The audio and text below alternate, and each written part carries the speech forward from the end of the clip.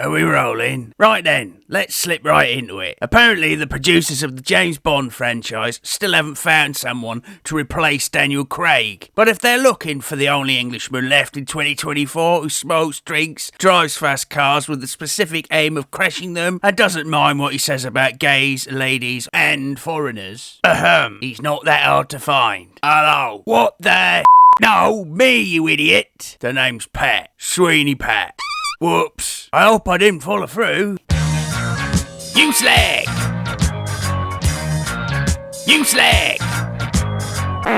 The sound engineer can edit that out, can't he? Oh, we haven't got a sound engineer. Anyway, if I'm going to take the job, I'm going to need Maserati. Soon as. You what? Oh, hello and welcome to Shut It Slag News, where I bring you all the latest Shiite news from the past 2 or 3 weeks. And today's first story is right up Sweeney Pat Strasser. If you need a break from all of the Paris Paralympians, then I say, why not visit a new exhibition in Marseille that is exhibiting exhibitionists in all their glory? Hall. Paradis Naturis traces the history of naturism. Is that a word? Who cares? Bring on the droopy swingers. There will be photographs in France from the start of the 20th century to the present, which brings a whole new meaning to the word bird watching. The photos include an all-naked campsite, my favourite, on a Mediterranean coast. Yeah, that's where I saw you, wasn't it? The photographs, which also include nude gymnastics on the shores of a lake where not one person even has half a lob on, and a civilised tennis match in Val de Marne. Mate, you are mixing up civilised tennis with casual. I'm often at sporting events with no clothes on, behaving in my most civilised tennis manner. But does that make one iota of bleeding difference? No, it don't. I was supposed to be at the Great North Run this week, but they won't let me back again.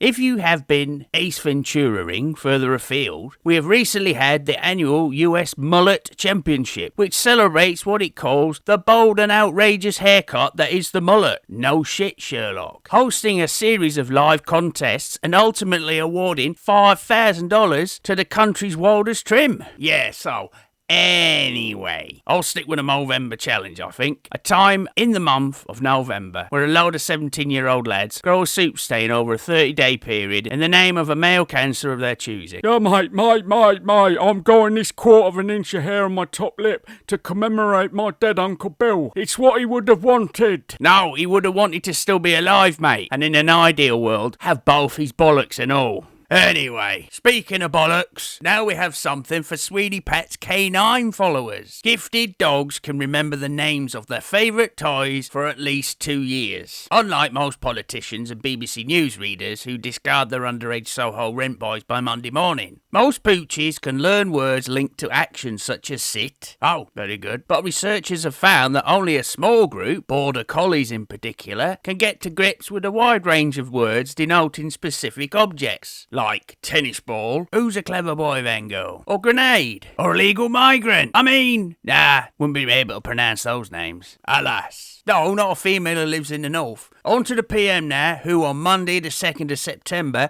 celebrated his birthday. Oh well, 1 year closer to the grave, eh? We'll keep our fingers crossed you make it through the winter. Starmer, whose full name is Keir Rodney Starmer, as a writer he was Brahma, as a politician he's Shiite. And he seems to be accumulating a plethora of nicknames like Keir Starlin, Vicky, Asperger's Harry, Richard Head, my personal favourite, or things to do with the Third Reich. I wonder what happened to the first and second. 3 is a magic number, I guess. Anywho, Starmer, the Islamic charmer, was over in Germany recently having talks with the Krats. Yeah, the Krats. I think he'd run out of bratwurst. He does like his sausage. And on that note, to finish, little photo of Sadiq Khan and Keir Rudders Starmer having a little cuddle. But please be aware that they are just good friends with benefits. That was Shut It Slag News. So shut it, you care from Slag. Hurrah!